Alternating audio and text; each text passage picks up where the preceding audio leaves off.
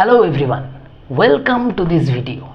तो इस वीडियो में हमारे सामने एक बहुत इम्पॉर्टेंट क्वेश्चन है। तो देखिए, हम ये वीडियो में क्वेश्चन को सॉल्व करने वाले हैं। तो पहले हम क्वेश्चन को थोड़ा पढ़ लेते हैं। तो given below are two statements, दो स्टेटमेंट दिया हुआ है। Statement 1 is hydrated chlorides and bromides of calcium, strontium and barium on heating undergo hydrolysis. और स्टेटमेंट 2 में दिया है कि hydrated chlorides and bromides of barium and magnesium on heating undergo dehydration. अब इन दोनों स्टेटमेंट को पढ़ के हमें बताना है कि कौन सा स्टेटमेंट ट्रू है और कौन सा स्टेटमेंट फॉल्स है।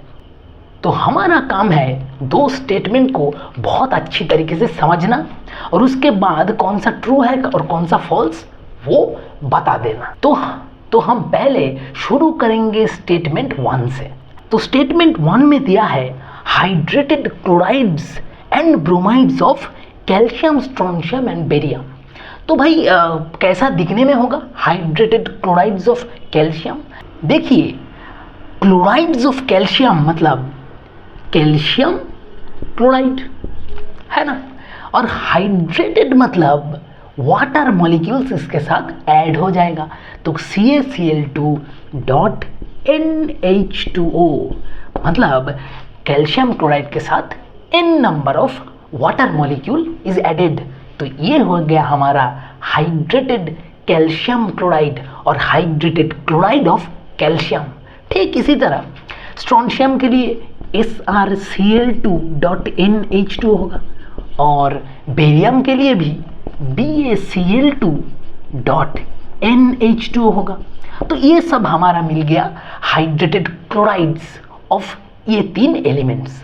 ठीक इसी तरह अगर हम सोचें हाइड्रेटेड ब्रोमाइड्स के बारे में तो सेम इसी तरह CaBr2 डॉट NH2 हो जाएगा, है ना।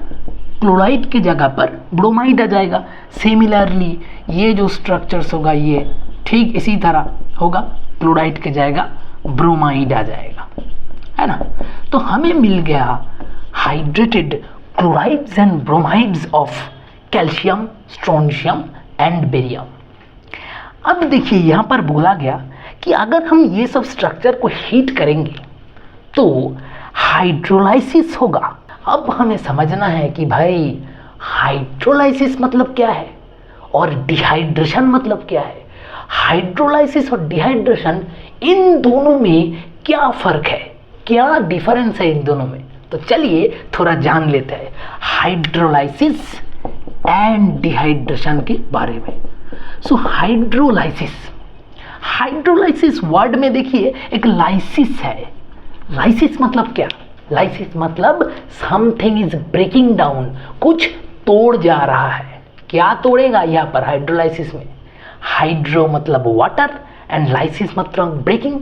सो हाइड्रोलाइसिस मतलब breaking of water molecule. So hydrolysis मतलब H2O जब hydrogen ion and OH minus ion में टूट जाएगा, इसे हम कहेंगे हाइड्रोलाइसिस। आया समझ में? और डिहाइड्रेशन मतलब क्या? डिहाइड्रेशन मतलब क्या होगा? देखिए, डिहाइड्रेशन हम लोग ऐसे ही बोलते हैं कि भाई आज बहुत गर्मी था तो डिहाइड्रेट हो गया, आज बहुत जिम कर लिया तो डिहाइड्रेट हो गया। इसका मतलब क्या? हमें बहुत गर्मी में बहुत पसीना आया और स्किन से वाटर निकल गया। तो डिहाइड्रेशन मतलब वही है जब कोई मॉलिक्यूल से वाटर निकल जाता है, तब हम कहते हैं कि डिहाइड्रेशन हुआ है। मतलब when water is removed, water molecule is removed, water molecule is remove जब हो जाता है तब हम कहते हैं कि भाई डिहाइड्रेशन हुआ है। तो इन दोनों टर्म को हमें पहले समझना पड़ेगा। फिर से देखिए, इन दोनों का डिफरेंस ये है कि एक में हाइड्रोलाइसिस में वाटर आयंस में तोड़ रहा है और डिहाइड्रेशन में water as a molecule molecule की तरह रिमूव हो रहा है। डिहाइड्रेशन में कोई भी आयोनिक ब्रेकिंग नहीं होगा, हाइड्रोलाइसिस में वाटर आयन में टूट जाएगा। तो ये दोनों है हाइड्रोलाइसिस और डिहाइड्रेशन के मतलब। अब ये आइडिया दिमाग में रखते हुए हम चलते हैं इन एलिमेंट में। अब देखिए कैल्शियम, स्ट्रोंशियम और बेरियम का क्या फंडा है। ये जो 3 एलिमेंट है कौन सा ग्रुप का है बताइए? ये 3 एलिमेंट जो है ये है ग्रुप 18 का एलिमेंट है ना। और हमें क्या पता है भाई, ग्रुप एलिमेंट मतलब पीरियोडिक टेबल में वो बहुत ही राइट साइड में है। तो पीरियोडिक टेबल में इतना राइट साइड में है मतलब ये जो एलिमेंट्स है ये आयोनिक होगा कि कोवैलेंट होगा? These elements are ionic in nature. तो ये आइडिया हमको यहाँ पर यूज करना पड़ेगा। तो हमें मिला कि ये calcium, strontium and barium are ionic in nature. Ionic in nature मतलब क्या होता है बताइए? आयोनिक इन नेचर मतलब ये जो एलिमेंट्स है ये बहुत जल्दी चाहेगा अपना इलेक्ट्रॉन देने के लिए, अपना इलेक्ट्रॉन ये बहुत जल्दी रिमूव कर देने चाहेगा, उसे हम कहेंगे आयोनिक कंपाउंड्स। और जो एलिमेंट इलेक्ट्रॉन को अपनी तरफ अट्रैक्ट करने चाहेगा उसे हम क्या बोलेंगे? उसे हम बोलेंगे कोवैलेंट कंपाउंड्स। तो चलिए ये आइडिया दिमाग में रखते हुए हम देखते हैं कि ये जो एलिमेंट्स है ये आयोनिक है। इसके मतलब ये एलिमेंट्स चाहेगा अपना इलेक्ट्रॉन दे देने के लिए और आयन्स में ब्रेक हो जाने के लिए। These elements will try to break into ions, है ना। तो मान लीजिए हम CaCl2 को लेके चलते हैं। तो CaCl2 .NH2 को हम हीट किए, हम हीट दे दिए ये कंपाउंड को।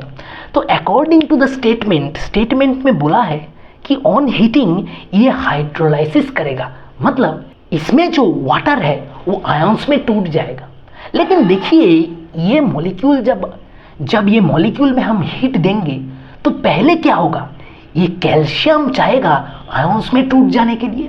कैल्शियम और क्लोरीन का जो बॉन्ड था पहले वो टूट जाएगा, क्योंकि chlorine is ionic in nature. Calcium कर देगा Ca2+ आयन एंड क्लोरीन हो जाएगा 2Cl- आयन में टूट जाएगा। और ये जो वाटर मॉलिक्यूल था ये वाटर मॉलिक्यूल NH2 होकर ही निकल जाएगा। क्यों वाटर मॉलिक्यूल क्यों ब्रेक नहीं हुआ? क्योंकि भाई ये तो आयोनिक कंपाउंड्स था CaCl2। तो Ca पहले चाहेगा आयंस में टूटने के लिए। वाटर को टूटने के लिए, वाटर को आयंस में ब्रेक होने के लिए जितना हीट चाहिए होगा उतना हीट देने के पहले ही कैल्शियम और क्लोरीन टूट जाएगा आयन में, क्योंकि it is very ionic in nature. तो आया समझ में क्या हो रहा है? देखिए Ca2+ और Cl- हो रहा है और water is not broken down into H+ OH-। तो क्या हुआ है यहाँ पर? यहाँ पर हो रहा है भाई डिहाइड्रेशन हो रहा है। देखिए water is removed as in its molecular form. Water molecular form में रिमूव हो रहा है। तो अभी देखिए आप स्टेटमेंट को, जो स्टेटमेंट ट्रू है कि फॉल्स है बताइए। स्टेटमेंट 1 था hydrated chlorides and bromides of calcium, strontium, barium on heating undergo hydrolysis. पर यहाँ पर हमने देख लिया कि यहाँ पर हाइड्रोलाइसिस नहीं होगा, यहाँ पर होगा dehydration. So statement 1 is false, ये इनकरेक्ट है। तो हमें मिला स्टेटमेंट 1 इज फॉल्स। अब हम ये आइडिया को दिमाग में लेते हुए चलते हैं स्टेटमेंट 2 की तरफ। वहाँ पर बोला गया है, देखिए hydrated chlorides and bromides of barium and magnesium on heating undergo dehydration, है ना। अब हमें डिहाइड्रेशन का मतलब पता है। अब हम बेरियम और मैग्नीशियम के लिए ये कंपाउंड्स देखेंगे कैसा होगा। क्लोराइड्स ऑफ बेरियम मतलब BeCl2 .NH2 और क्लोराइड्स ऑफ मैग्नीशियम मतलब MgCl2 .NH2। ठीक पहले की तरह ही होगा।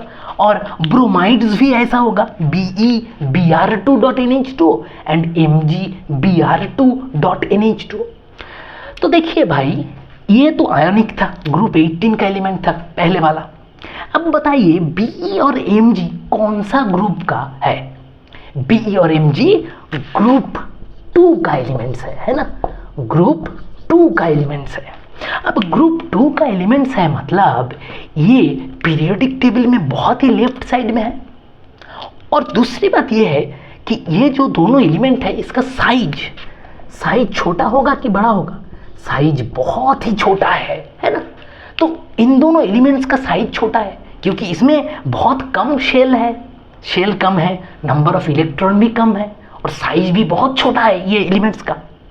अब साइज छोटा है मतलब न्यूक्लियस बहुत जोर से खींच रखेगा इसका इलेक्ट्रॉन को, उसका मतलब आयोनाइजेशन एनर्जी इसका बहुत ज़्यादा होगा। और जिसका आयोनाइजेशन एनर्जी ज़्यादा होगा वो आयंस में टूटने नहीं चाहेगा, है ना। क्यों? क्योंकि न्यूक्लियस इलेक्ट्रॉन को बहुत जोर से खींच रहा है अपनी तरफ। तो ये आयोनिक होगा कि कोवैलेंट होगा? तो Be और Mg आयंस में टूटने नहीं चाहेगा, आयंस में नहीं ब्रेक करेगा, उसके मतलब आयोनिक कैरेक्टर नहीं है इसमें। Be और Mg में है covalent character. So all these are covalent compounds. तो हमें पता चल गया कि BeCl2 MgCl2 कोवैलेंट कंपाउंड्स है। तो कोवैलेंट कंपाउंड मतलब देखिए, ये दूसरे एलिमेंट का इलेक्ट्रॉन को बहुत ताकत से अपनी तरफ खींचेगा। Covalent compound, covalent bonds are very strong than ionic bond. Ionic bond से बहुत ताकतवर बॉन्ड होगा कोवैलेंट बॉन्ड। तो अगर हम BeCl2 को हीट करें, मान लीजिए हम BeCl2.NH2 को NH2 को हीट कर रहे हैं, तो हमें क्या मिलेगा? Be और Cl तो टूटेगा, बहुत ज़्यादा हीट देने से Be और Cl आयंस में ब्रेक कर जाएगा, कोई भी बॉन्ड ब्रेक हो जाएगा हीट देने में। तो Be ब्रेक कर गया, Be2+ और यहाँ पर आ गया 2Cl-।